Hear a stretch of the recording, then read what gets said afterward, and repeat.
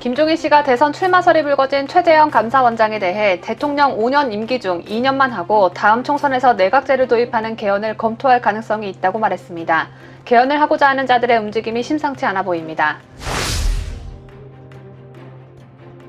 장성철이 윤석열 파일에 대해 문서를 계속 갖고 있는 자체가 여러 오해를 낳을 수 있고 부적절하다며 파쇄하겠다고 밝혔습니다. 윤 전 총장이 불법 사찰의 가능성을 제기한 것에 대해서는 사찰이나 공작은 아닌 것 같다고 말을 바꿨습니다. 윤석열 엑스파일 가운데 하나는 친문 유튜버에 의해 작성된 것으로 확인돼 파장이 일고 있습니다. 파일 정보에 나타난 작성자 이름은 정용주로 여당의 수호천사 역할을 하는 유튜브 채널 열린공감TV 대표이사와 같은 이름이었습니다. 열린공감TV는 긴급방송을 통해 문건을 만든 건 자신들이 맞다고 인정했습니다. 배우 김부선 씨가 이재명 경기지사를 향해 인간이라면 윤석열 엑스파일을 언급하면 안 되는 거 아닌가라고 비판했습니다. 너나 잘하세요라는 뜻으로 해석됩니다. 이준석 국민의힘 대표가 홍준표 의원의 복당 백지화를 강력 경고했습니다. 유승민을 대통령으로 만들겠다고 발언했던 이준석이 유승민에게 걸림돌이 되는 모든 주자들을 경계하는 모습이 역력합니다. 추미애가 촛불 정신을 내세우며 대선 출마를 공식 선언하자 야권에서는 환호하는 분위기가 역력합니다. 반면 여권은 추미애가 윤석열 전 검찰총장의 인기를 더욱 끌어올릴 수 있다며 우려하고 있습니다. 초상집 분위기 저리 가라입니다. 공군 여중사 성추행 사망 사건을 조사했던 군사경찰이 가해자가 피해자에게 성추행 용서 안 하면 죽어버린다고 말한 것을 사과로 인지한 것으로 드러났습니다. 협박성 발언을 미안하다는 뜻으로 억지 해석하며 조사가 아닌 감싸기에만 급급했던 것으로 보여집니다.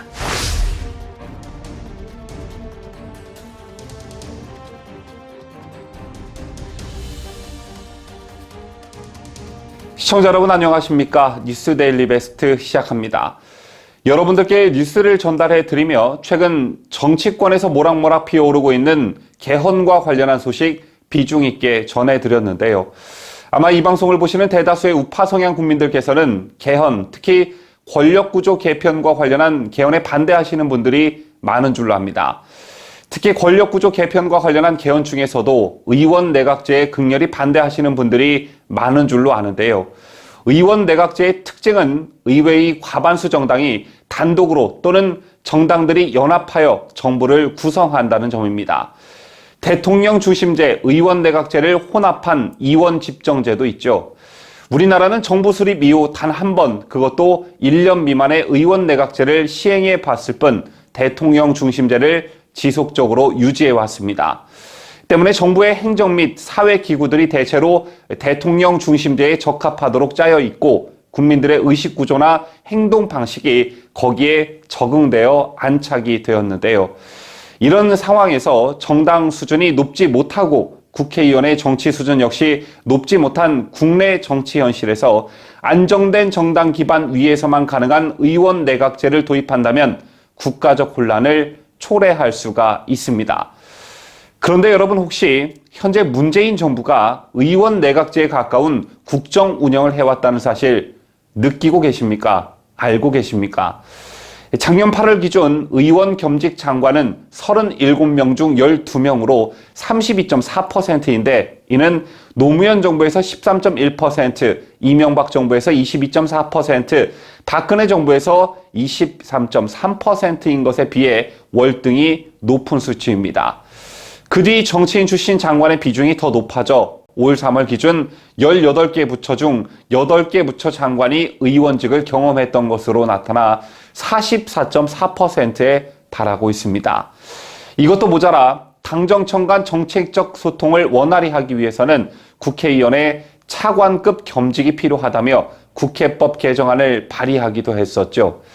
또 역대 국회의장이 의장이 중립성을 지키기 위해 의장직을 수행하고 나면 정계 은퇴하는 전통을 만들어 왔다는 것과는 달리 여러분 아시다시피 현 정부에서는 국회의장을 지낸 사람들이 국무총리를 맡았습니다. 어디 이뿐입니까? 공정한 법의 집행을 위해서는 정치적 중립성이 요구되는 법무부 장관마저도 여당의 다선 의원들이 맡았죠.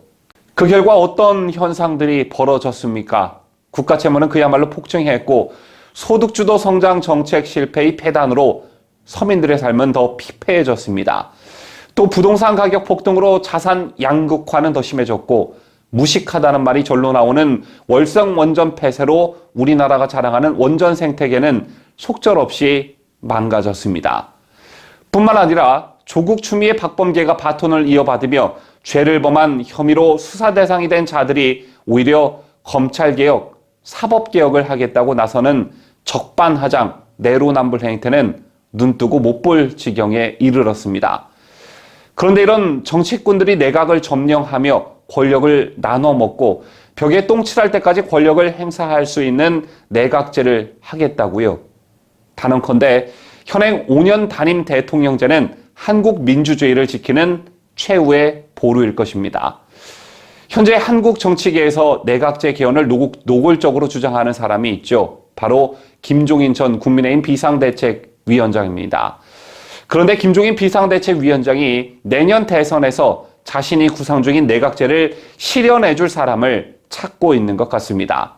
그 타켓은 대선 출마를 시사한 최재형 감사원장인데 김종인 전 위원장은 동아일보와 인터뷰에서 대통령 5년 임기 중 2년만 하고 2024년 총선에서 내각제를 도입하는 개헌을 검토할 가능성이 있다고 말했습니다. 즉 최재형 원장이 감사원장직 사퇴와 대선 출마를 저울질하고 있는 최 원장이 개헌 카드를 전격적으로 내세울 수 있다는 것인데요. 그러면서 김종인 전 위원장은 그 사람은 권력에 대한 집착이 없고 부친으로부터 국가에 충성하라는 얘기를 많이 들었다고 한다며 자신의 임기를 포기하는 개헌을 검토 중이라는 얘기를 간접적으로 들었는데 윤석열 전 검찰총장에겐 그런 생각이 있는지 기대하기 어렵다고 말했습니다. 개헌론자인 김 전 위원장은 정권 교체가 된다 해도 더불어민주당이 다수인 국회 구성 때문에 차기 대통령이 할 수 있는 일이 아무것도 없다며 개헌 필요성을 강조했는데요. 하지만 최 원장의 일부 지인들은 개헌 검토설에 대해 사실 무근이라고 부인한 것으로 알려졌습니다. 김종인 전 위원장의 워딩을 자세히 보면 최재형 감사원장에게 직접 들은 것이 아니라 최재형 감사원장이 개헌을 검토 중이라는 얘기를 간접적으로 들었다 이렇게 되어 있는데요. 정말 최재형 감사원장의 뜻이 그러한지 앞으로 눈여겨볼 대목인 듯합니다. 지금부터는 이른바 윤석열 X파일과 관련한 소식 전해드립니다. 이번 사태의 논란의 중심에 서 있는 장성철 소장이 결국 X파일을 계속 갖고 있는 자체가 여러 오해를 낳을 수 있고 부적절하다며 파쇄하겠다고 밝혔습니다. 어제 낮 방송에 출연해 방송이 끝나면 집에 가서 파쇄하겠다고 말했으니 결국 세상을 들썩이게 한 이 X파일은 장성철 외에 그 어떤 사람도 보지 못하게 된 것인데요. 상황이 이렇게 되다 보니 장성철 이 사람이 결국 쇼를 한 것이 아닌가 이런 생각마저 듭니다. 장성철 소장이 자신이 가지고 있던 X파일을 파쇄하겠다며 논란의 중심에서 비켜가려는 태세 전환을 시도하려는 것과 반대로 정치권은 이 X파일 놓고 여전히 시끄럽습니다. 어제 하루만 해도 여러 정치 인사들의 이름이 오르내렸는데요. 일종의 폭탄 돌리기 싸움에 들어간 양상입니다. 자, 우선 야권은 이 X파일의 생산과 유포 과정에 여권이 개입됐다고 보고 있습니다. 장성철 소장도 여권 쪽에서 만들어진 것을 저한테 전달해 줬다고 했다 이렇게 밝히기도 했었는데요.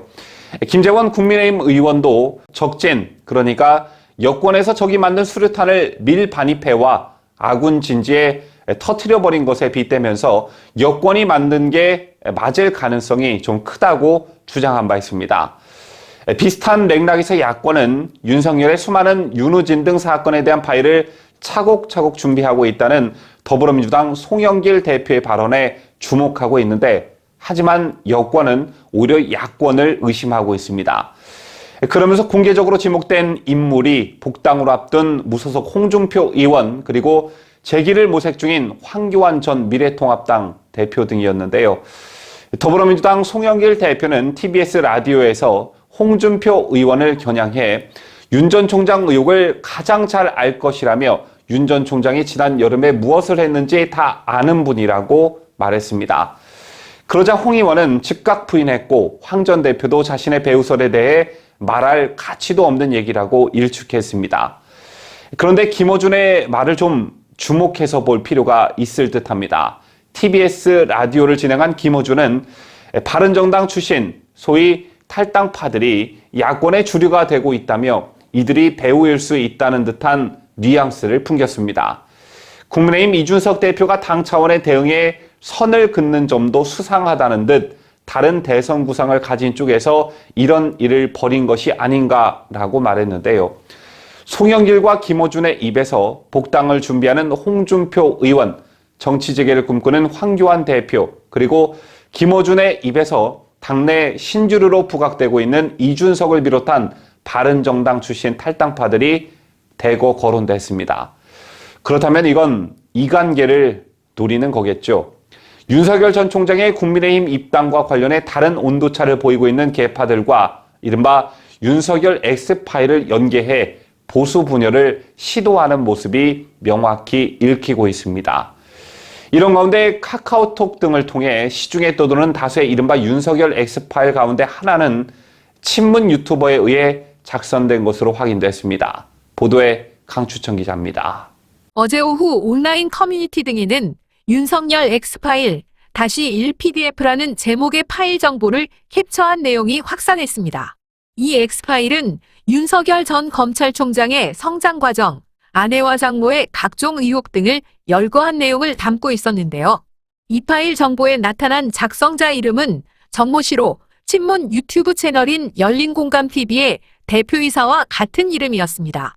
열린공감TV는 야권으로부터 여당의 기관지 같은 역할을 하는 곳이라는 평가를 받는 채널로 실제 해당 채널은 정부와 여당이 주장하는 소위 검찰개혁을 주요 콘텐츠로 생산하고 있습니다. 해당 파일 작성자 캡처 사진이 온라인에 올라온 지 한나절 만인 이날 오후 6시쯤 열린공감TV가 긴급 생방송을 편성했습니다. 문건을 만든 것은 자신들이 맞지만 해당 내용은 그저 자신들이 윤 전 총장에 관해 취재해온 내용을 담은 노트에 불과하다는 내용의 방송이었습니다. 이와 관련해 유튜브에서 활동하고 있는 유재일 평론가는 정 씨가 운영하는 채널은 더불어민주당의 위성정당인 열린민주당과 밀접한 관계인 것으로 알려져 있다며 윤석열 X파일 작성에 열린민주당이 관여했을 가능성이 있다고 주장하기도 했습니다. 현재 정치권에서는 다양한 버전의 윤석열 X파일이 공유되고 있는 상황입니다. 윤석열 전 총장 측 관계자는 언론 인터뷰에서 이미 여러 버전의 윤석열 X파일을 입수해 분석 중이라며 모두 대처할 수 있는 수준이라고 밝혔습니다. 자유대한민국을 수호하는 유대배 강추천입니다.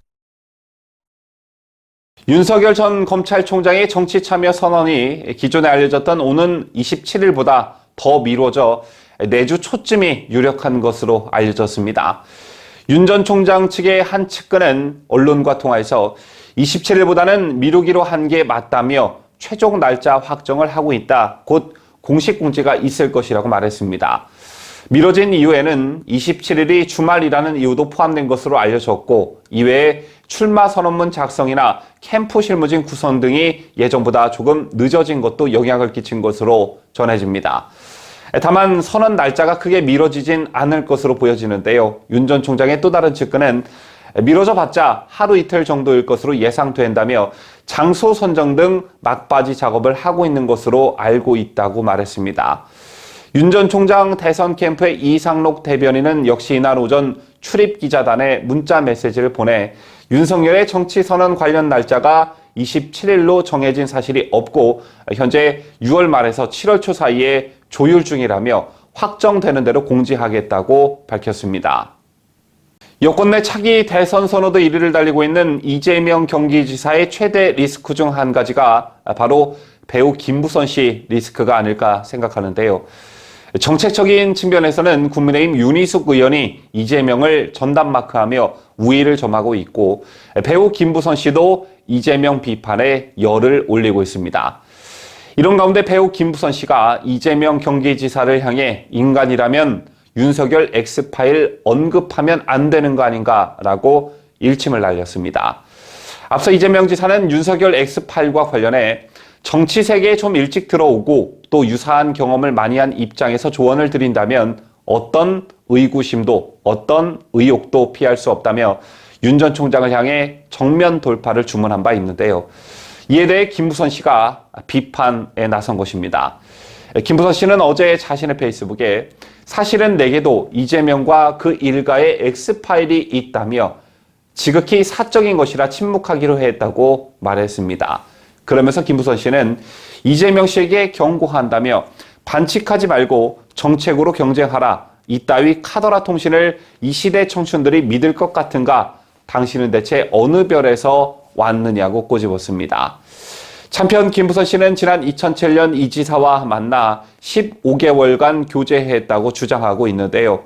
그는 지난 4월 이 지사를 상대로 한 손해배상 청구 소송 첫 변론 기일에서 과거 이 지사의 교제설은 사실이며 그의 신체 비밀과 가족 비밀도 알고 있다고 밝힌 바 있습니다. 저희 뉴스데일리 베스트도 최근 복당을 앞두고 있는 홍준표 의원의 페이스북 글을 여러분들께 종종 소개시켜 드린 바 있지만 최근 홍준표 의원의 메시지를 보면 윤석열 총장에 대한 공격과 비판이 부쩍 늘었습니다. 비단 어제만 하더라도 이른바 엑스파일에 대해 늘 사찰했던 분이 불법 사찰 운운으로 검증을 피하려고 하는 것은 올바른 태도가 아니다라고 지적했는데요. 윤 전 총장이 전직 검찰총장으로서 사실상 사찰과 다름없는 직무를 해오지 않았냐라는 것입니다. 또한 며칠 전에는 법의 상징인 검찰총장 출신이 언론 보도에 의하면 20여 가지 본인과 가족 비리 의혹이 있다는 것은 참으로 유감스러운 일이라며 윤 전 총장을 저격했고 윤석열 전 총장의 국민의힘 입당을 바라는 일부 국민의힘 의원들을 향해선 레밍, 즉 들쥐에 비유하기도 했습니다. 자, 그러자 이준석 대표를 비롯한 일부 국민의힘 의원들이 격양된 반응을 보여 복당에까지 영향을 미치는 것 아니냐는 조심스러운 전망이 나오고 있습니다. 이준석 대표는 이날 오후 제주도 방문 중에 기자들과 만나 윤 전 총장이 불법 사찰에 해당하는 행위를 했다는 것은 들어본 바가 없다며 가장 아마추어스러운 공격이라고 홍 의원을 애둘러 비판했습니다. 이준석 대표는 홍 의원이 사찰을 당연시한 데 대해서도 홍 의원의 사견이라며 윤석열 사찰 의혹은 언제 누가 어디서 왜 했는지를 밝히고 따져볼 사안이라고 반박했습니다. 이 대표는 홍 의원의 복당 여부에 대해서도 복당 문제야말로 전적으로 최고위원들 간의 의견소통과 합의를 통해 진행하려 한다. 이런 발언들도 의사결정에 영향을 미치지 않을까라며 그런 말을 지금 시점에 하시는 것은 다소 의아스럽기는 하다며 복당 백지화를 내비치기도 했습니다. 당초 국민의힘은 이르면 24일 최고위원회의에서 홍 의원 복당을 의결할 것으로 알려졌으나 홍 의원의 네밍 발언 등을 접한 국민의힘 의원들이 격앙된 반응을 보이고 있어 그의 복당 여부는 다시 한 치 앞을 내다볼 수 없는 안개 속으로 빨려 들어갈 수도 있다는 분석이 나오고 있습니다. 윤석열 전 총장의 장모 최 씨는 지난 2013년 동업자 안모 씨와 함께 경기 성남시 도촌동 땅을 매입하는 과정에서 350억 원대 위조 통장 잔고 증명서를 제출했거나 명의 신탁을 받은 주식을 횡령해 납골당 사업을 가로챘다는 등의 의혹을 받았습니다. 지난해 1월 고발을 접수한 경찰은 같은 해 12월 사건을 불기소 의견으로 검찰에 송치했지만 검찰이 올 1월 보완 수사를 요청함에 따라 고발 내용을 다시 살폈다고 하는데요. 그 결과 경찰이 혐의 없음 판단을 다시 내렸습니다. 경찰 관계자는 사문서 위조 등 일부 혐의는 이미 재판이 진행되고 있으므로 공소권 없음으로 다른 사안은 혐의 없음으로 판단한 것이라며 작년 12월 불기소 의견으로 송치할 때와 취지는 같다고 배경을 설명했습니다. 더불어민주당 송영길 대표는 지난 17일 언론 인터뷰에서 김동연 전 부총리는 윤 전 총장 최 감사원장과 달리 정서나 정책 면에서 민주당에 가까운 분이라며 우리 당 대선에 참여하는 것에 대해 언제든지 열려있고 또 환영한다고 말한 바 있습니다.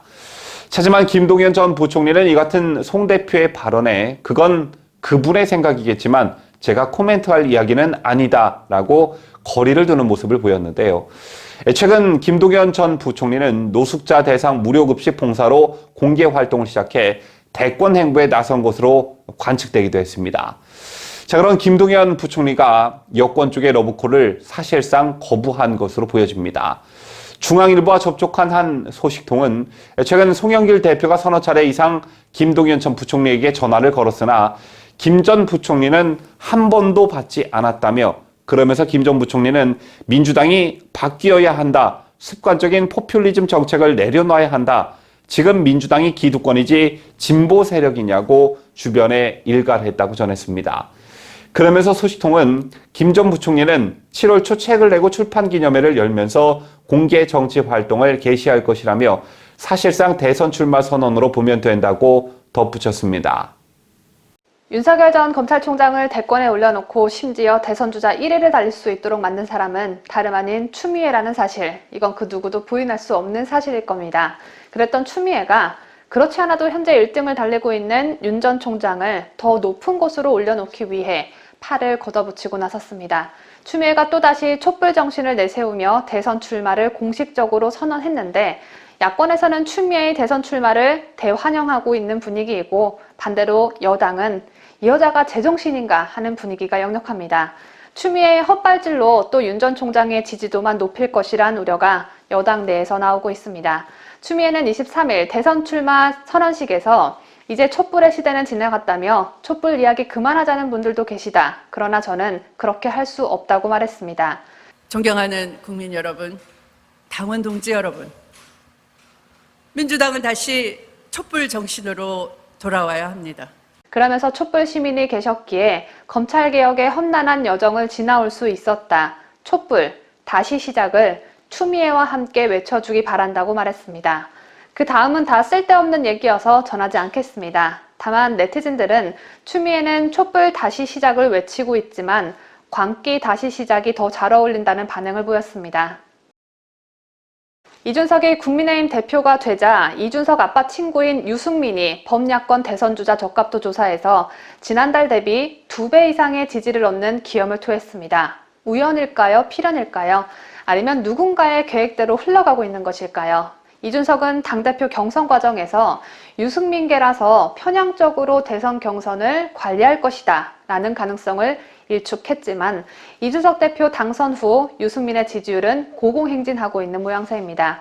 이준석이 유승민만 밀어줄 것이다 라는 의구심을 이준석은 극구 부인했지만, 유승민 대통령 만들고 라고 말한 그 증거가 여전히 화제가 되고 있는 이상 이준석을 지지하는 청년들은 일례로 윤 전 총장을 지지했더라도 유승민으로 갈아타지 않을까 하는 게 제 생각입니다. 단 이번 여론조사는 조작미터라고 불리는 리얼미터가 했고 JTBC의 의뢰로 진행됐습니다. 이 점 참고해 주시기 바랍니다. 지난 20일 리얼미터가 발표한 여론조사 결과에 따르면 유승민은 야권 대선주자 적합도 후보에서 14.4%의 응답률을 얻으며 2위를 기록했습니다. 1위는 윤석열 전 검찰총장 35.4%로 나타났고, 홍준표 무소속 의원 11.2%, 이준석이 싫어하는 안철수 국민의당 대표는 6.5%로 유승민에 훨씬 뒤처지는 결과가 나왔습니다. 이준석은 과거 안철수 전국 꼴찌를 위하여라며 건배사를 외친 바 있는데, 이 여론조사대로라면 이준석의 소원이 이루어진 셈입니다. 해당 여론조사는 지난 19일부터 이틀간 전국 성인 남녀 1028명을 대상으로 이뤄졌으며 표본 오차는 95% 신뢰 수준에 플러스 마이너스 3.1%포인트입니다. 한편 이준석은 당대표 후보였을 당시 TBS 라디오에 출연해 대선에서 윤석열, 안철수, 홍준표 등이 한꺼번에 경쟁하는 판을 짜야 할 텐데 유 전 의원과 가까운 게 어떻게든 작용하지 않겠냐는 질문에 대선 경선 룰에 있어서 조금만 유승민 전 의원에게 유리하다고 생각되면 이준석이 유승민계라 그랬다고 할 테니 오히려 방어적으로 나갈 수밖에 없다며, 제가 당대표가 되면 최대 피해자는 유승민이라고 말했습니다. 하지만 이준석의 주장과는 달리 유승민은 최대 피해자가 아닌 최대 수혜자가 됐습니다. 23일 국회 본회의장에 90년대 유치원 아이들 같은 의상을 차려입은 국회의원이 나타났습니다. 노란색 상의에 멜빵 바지를 입고 나타난 이 국회의원은 바로 정의당 심상정이 뽑은 류호정 정의당 비례대표 국회의원입니다. 류호정은 지난 16일에도 타투 입법 제정을 촉구하며 등짝에 타투 스티커를 붙이고 등이 훤히 보이는 이브닝 드레스를 입고 나타나 논란이 일었었죠. 그로부터 딱 일주일 만에 또 이러고 나타난 것입니다. 류호정은 이런 유아적인 옷차림을 하고 나타난 이유에 대해 멜빵 바지의 유래가 노동자 작업복으로 안다며 활동하기 편해서 평소 종종 입는다, 별 뜻은 없다고 말했습니다. 어제 국회에서는 경제 분야에 대한 대정부 질문이 진행됐습니다. 그래서 류정은 경제 분야 의제에 맞춰 노동자 코스프레를 하는 1차원적인 행태를 보인 것입니다. 류정은 앞으로 안보 분야 대정부 질문할 땐 군복 입고 나오고 문화예술 분야 질문할 땐 화강 모자를 쓰고 나오시면 되겠습니다.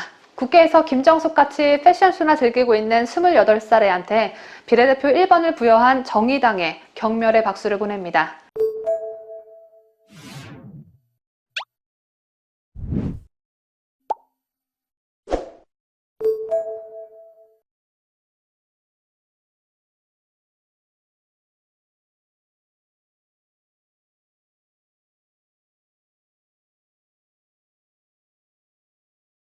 집값이 1억 원으로 뛴 것입니다. 또 그간 집을 사는데 14년이 걸렸었는데 경제의 기역자도 모르는 문재인이 정권을 잡고 무능력자들에게 국토부 장관 자리를 줄줄이 안치는 바람에 집을 사는 데까지 기간은 25년으로 11년이나 늘었습니다. 14년에서 25년, 정말 도무지 믿겨지지 않는 증가 수치이죠. 경실련은 이 같은 조사 결과를 토대로 2019년 11월에 집값은 안정적이라고 말했던 문재인 대통령은 국민을 속인 것이라고 비난했습니다. 문재인이 국민들을 상대로 사기를 쳤다는 것입니다. 경실련은 23일 기자회견을 열고 서울 75개 아파트 단지 11만 5천 가구의 가격 상승률을 분석한 결과를 발표했습니다. 분석에는 KB국민은행 시세정보와 통계청 가계금융복지조사 소득, 가처분 소득조사 등을 참고했습니다. 경실련에 따르면 서울 아파트 평균 가격은 문재인 정부가 출범한 2017년 5월 1평당 2,061만 원이었지만 지난 5월에는 3,971만 원으로 올랐습니다. 4년 새 아파트 평균값이 93%나 치솟은 것입니다. 경실련은 문재인 정부 집권 이후 비강남권 지역이 서울 아파트 값 상승을 주도했다고 지적했습니다. 조사 결과에 따르면 강남 3구, 강남 서초 송파의 아파트값 상승률은 84%였으나 비강남권 아파트의 경우 96%가 올라 서민들의 부담이 가중됐습니다. 경실련에 따르면 올해 초 보낸 질의의 국토교통부는 서울 아파트 값이 2017년 5월에서 2020년 12월까지 17% 올랐다는 답변을 보냈습니다. 하지만 이뮤창 경실련 정책위원장은 같은 기간 서울 아파트 가격은 KB국민은행 시세 기준으로도 75%, 경실련 자체 조사로는 79% 올랐다며 국토부의 부동산 가격 통계는 3, 4배나 낮은 거짓 통계 자료라고 꼬집었습니다. 서울 아파트값 상승액이 소득 상승액의 192배나 되면서 소득을 모두 저축해 30평형 아파트를 사는 데만 지난 5월 기준 25년 걸리는 것으로도 집계됐습니다. 특히 서울에 거주하는 소득 하위 20% 가구가 내 집을 마련하려면 118년이 걸리는 것으로 확인됐습니다.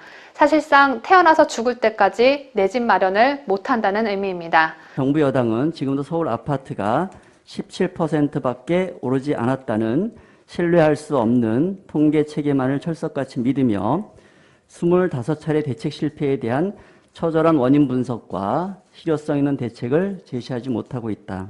문재인 정부 임기도 이제 1년이 채 남지 않았다. 문재인 대통령은 임기 이전 수준으로 집값을 낮추겠다는 약속을 지키기 위해 사력을 다해야 한다. 이뮤창 경실련 정책위원장은 결국 문재인 정부는 불로소득이 주도한 거품 성장만 이룬 셈이라며 현 정부의 주택 공급 정책을 백지화해야 한다고 주장했습니다. 주택 공급 정책 백지화뿐만 아니라 문재인이 촛불로 대통령에 당선된 것부터 백지화해야 할 듯합니다. 야권은 윤석열 엑스파일 때문에 시끄럽지만 여권은 현재 이낙연 전 대표와 최성해 전 동양대 총장 때문에 좀 시끄러운 것 같습니다. 친문 지층의 지지가 절대적으로 필요한 이낙연 전 대표가 좀 비상이 걸린 듯한데요. 낙곰수 김영민 씨가 최성해 전 동양대 총장이 이낙연은 조국을 친 사람이라고 말했다는 녹취를 공개해 파장이 일고 있습니다. 자, 만약 이게 사실이라면 친문들이 대거 지지를 철회하며 이낙연의 대권의 꿈도 멀어지게 될 가능성이 높아 보이는데요. 김용민 씨는 자신의 페이스북에 열린공감TV가 이낙연이 조국을 쳤다며 이낙연이 조국을 치는데 기여한 나에게 고맙다고 연락했다라고 발언한 최성해 육성을 공개했다며 최성해가 주장할 시점에 이낙연 발언이나 스탠스 등 맥락을 살피려고 노력했고 아울러 이낙연 측의 최종적 반론까지 경청했다. 기사적 완성도에 있어 하자가 없다고 주장했습니다. 여기서 김용민이 말하는 이낙연의 스탠스나 맥락은 2019년 9월경 조국 전 장관이 3위로 급부상한 대선 후보 여론조사 등을 말하는데요. 이 전 총리가 조 전 장관을 경쟁자로 봤을 소지가 다분하고 때문에 이낙연 전 총리가 일종의 역할을 하며 조국을 쳤다는 것입니다. 이에 이낙연 전 대표 측은 그런 말을 한 적이 없다며 강력 부인했고 사실관계에 부합되지 않는 것에 명백하게 대응할 것이라며 법적 대응을 경고했습니다.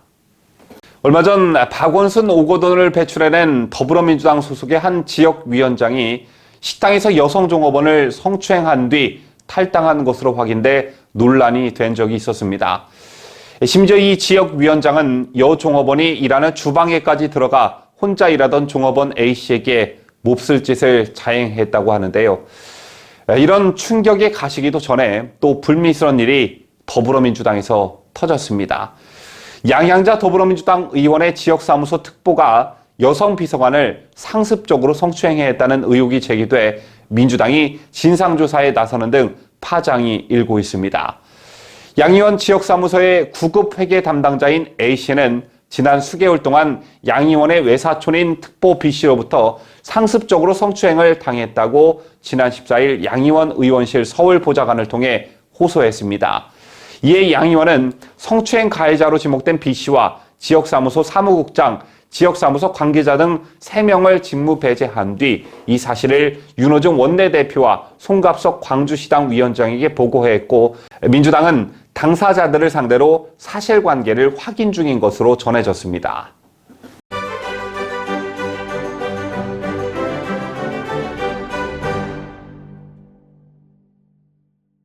저희가 준비한 소식은 다 전해드렸습니다. 23일 종합뉴스 영상에 시청자 여러분께서 남겨주신 댓글을 소개합니다. 먼저 문재일님께서 지상호 의원이 잘못 얘기한 것 맞습니다. 친북이 아니라 종북이라 했었어야 이인영이 듣기 좋아했겠지요 라며 문재인 정부의 친북 행태라고 발언한 지성우 국민의힘 의원을 지적해 주셨습니다. 지성우 의원은 다음에 기회가 된다면 이인영에게 문재인 정부의 종북 행태라고 지적해 주시면 대단히 감사하겠습니다.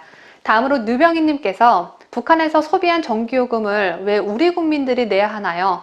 이놈들 미친놈들 아닌가요? 하셨는데요. 미쳤다기보단 간첩들이 간첩으로서 제 역할을 하고 있는 것으로 보여집니다. 오늘 소개해드린 문재일님과 류병희님 외에도 댓글 남겨주신 모든 분들께 감사하다는 말씀드립니다. 2021년 6월 24일 오늘 뉴스 영상에도 뉴스에 대한 여러분의 의견과 응원의 댓글 많이 남겨주시기 바랍니다. 저는 내일 오전 7시에 다시 찾아뵙겠습니다. 끝까지 함께해 주신 여러분 대단히 고맙습니다. 뉴스데일리 베스트는 구독자 여러분의 소중한 구독료를 운영합니다. 여러분의 자발적 구독료 참여를 기다립니다.